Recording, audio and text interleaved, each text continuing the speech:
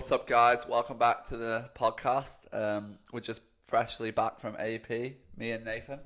Hello, guys. Yeah, and we'll start off with that topic, Nathan, won't we? You start it off there. So we travelled down on Friday afternoon on the train. I don't think it's the longest train we ever got. We went to that Lido in Peterborough. That was like a 2 hour train. So we went with Alex, and then so we got the train. We had a bit of issue on the train. We had to kick some woman out of our seat. Yeah, was not fun. Don't really like confrontation, me and Nathan, but we had to get it done because there were no seats on the train, so we had to kick her out. And then she was like, "I've been sitting here for ages," and I was like, and then Daniel was like, and then, it was our seat. It's my seat. Yeah, but in the end she moved and she went and sat down at the seat, and then she got moved again. So Criminal out there, people, you can move people like your seats on a train. We do it, I guess. So then we did that, and then we hopped onto the next train to Stratford, that's where the pool is, and then we went into the hotel, and we went around the shopping centre for a bit. I don't know why. And then we went to the pool, which we have never been to. The London Aquatic. I think it's my favourite pool I've ever been to. Same, I did like it. It was very bright though. The pool, very bright, and it was freezing. Mm-hmm. But I quite liked the way it was cold. The pool was absolutely boiling though. Yeah. Oh, the warm down pool. No, like the temperature of the air. The air temperature. But so that was a little swim. We had a little swim before the meet, and then the next day we had the 1500. It went pretty well for both of us. It was to be honest, it was just me and Nathan in the race. There wasn't really anybody else. I think I got a 15-second in-season PB, so I was pretty happy with that. I was pretty dead going into it because we didn't let off the gas at all. Mm-hmm. I think mine was my third fastest time ever or something like that, so pretty good in heavy training. Went 14:57, something like that. And then the next day we went into the 400 freestyle. Heat. Chilled the heat. I think I went like 4:15. I had it up my shoulder a bit in the warm up, but it was all good by the evening. Bit domsy, you know. Yeah, mine was chill. Yeah. What did you go? 4:07, I think. Yeah, 4:07. I went 4:15. And then in the final, I did pretty well. I went 3:50. It was equal to what I went in Edinburgh. What was it as good? I think I only went like 4:02. It wasn't very good. I was down on the edge of the cliff after the heat swim. Mm-hmm. I don't know. It must have taken a lot more out of me than I thought. And I think I was pretty much dead after that. So it goes downhill from here for my swims. Yeah. But I think next time because obviously everybody knows I just moved up, so I think I'm still getting used to the high meterage. Yeah. And then we went into the last day where we did the 800 freestyle, where I think was my favourite swim of the meet. I went 7:47, the closest I've been to that is 7:53 in Luxembourg in January.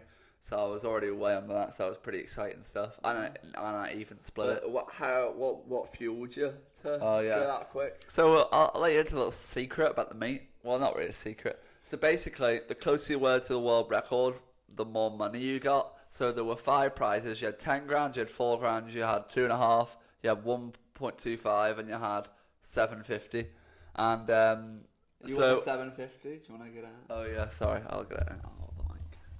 Yeah, so Daniel won the 750, but here it is.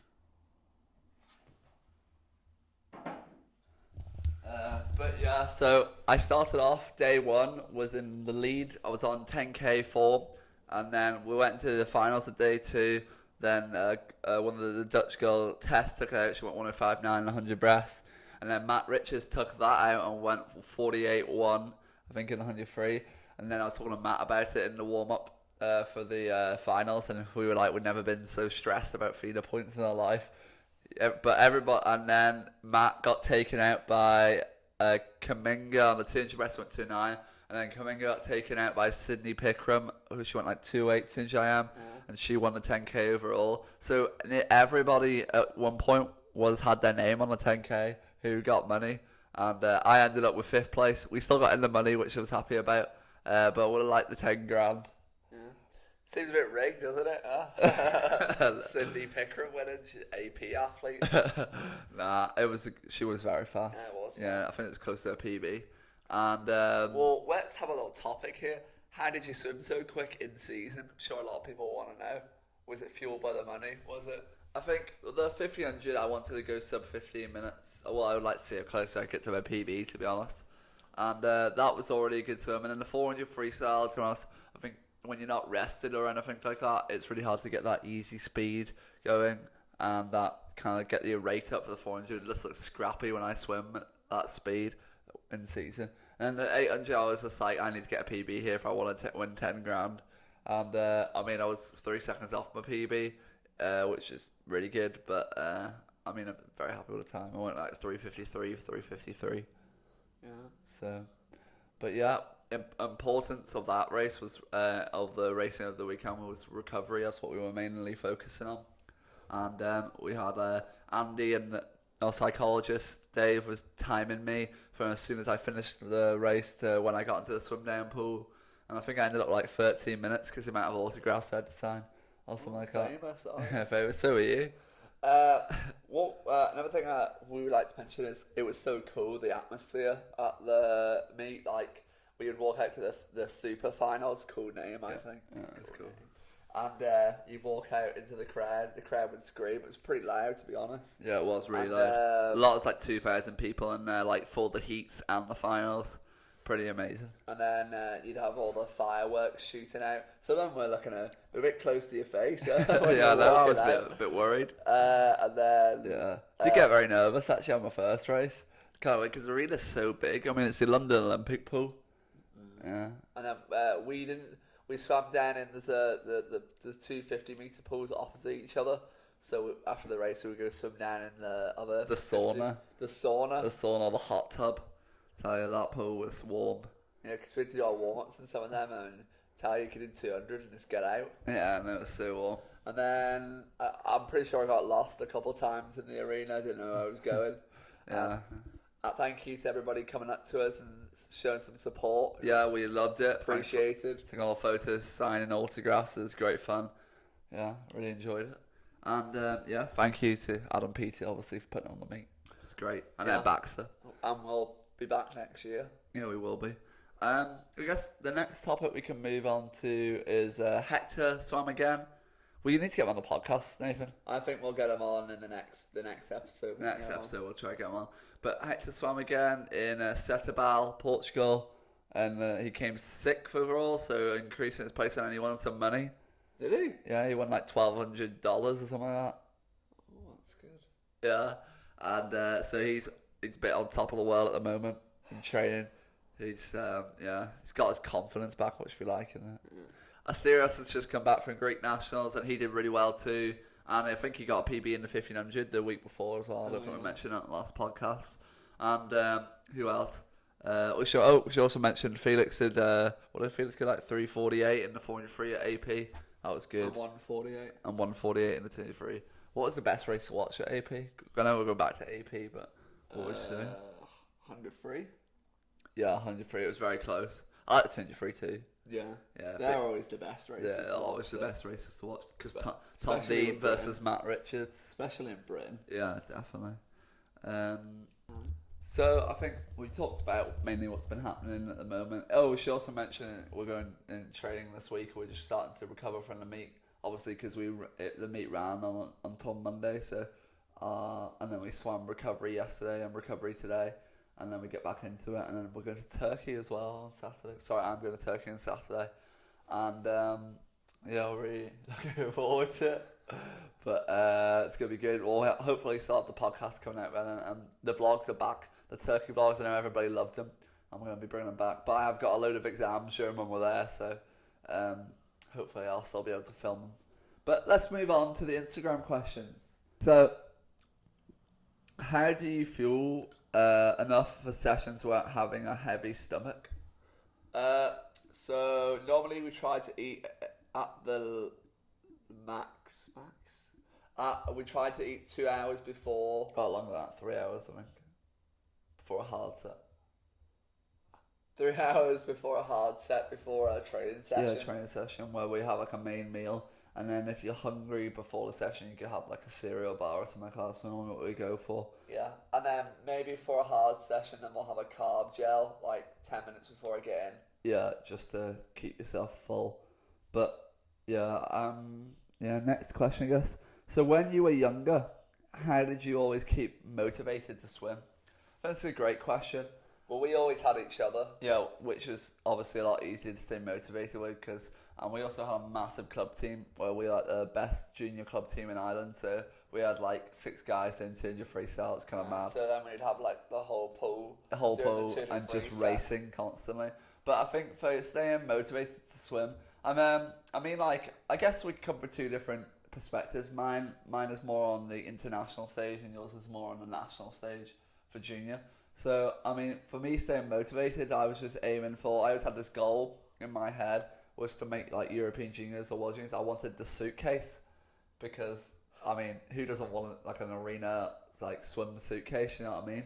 So that was always my goal, was, like, I want that suitcase. So I was always, like, training, I want that suitcase, give me that suitcase, I want the kit, stuff like that. And then, I think, to carry on that motivation, I mean, I just trying to beat people, so I probably wasn't the best in my age group when I was like 14, 15, talking like I was probably like 4th or 5th, and then I just started like training harder, thinking about people who are beating me and who I want to beat, and then I just kept aiming for them and training, making sure I'm winning everything, winning every rep, stuff like that, and then I kept doing that until I made the European juniors, world juniors, and then I still do it today, to be honest. I mean, when I joined Loughborough, obviously have Felix as a benchmark level of a world finalist, world medalist, world champion.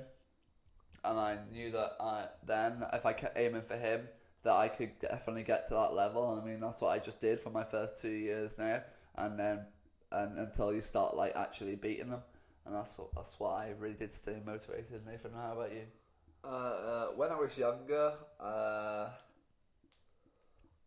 think it was mostly parents, I would say. Like, our parents would always, well, if we didn't want to swim, they would just make us go swim, so it wouldn't really matter anyway. But I can't really say much about when I was younger, to be honest. It was really just, I just swam.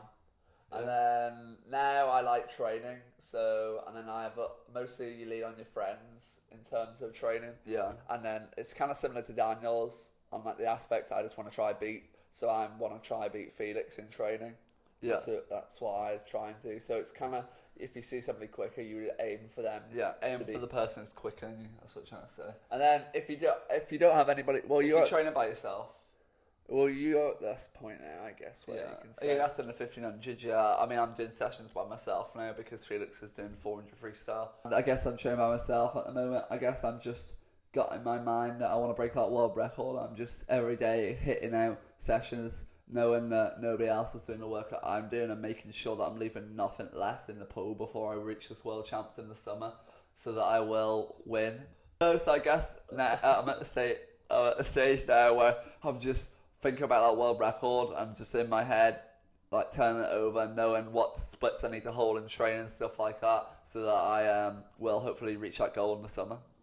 And I mean, at the moment, Nathan's kind of just aiming for me. I think he's probably. Beat him. We did a hard set the other day. Beat him twice. Beat me twice. It was 15. Oh, reps. I got so annoyed. I hate when people beat me in training, and Nathan twice in a row. Especially when Nathan beats me. It's even worse when your own brother beats you. I have to see him when I come home. But yeah. So that was the set we did in the vlog. We did the 15 300s. Went stupidly quick at the end, didn't we? Alright guys, so that's the end of all the questions that we got sent in because I didn't post it very long ago, but thank you guys for what? I've said that before. Thanks for watching. Please subscribe. We're nearly we need to get 4,000 watch hours, that's our goal for this, so please keep watching the full way of the video and stay till we keep talking. And so we'll see you next week for another podcast, and we'll see you Sunday for the new vlog, the AP International vlog. Nathan, you want to say any closing words? Peace.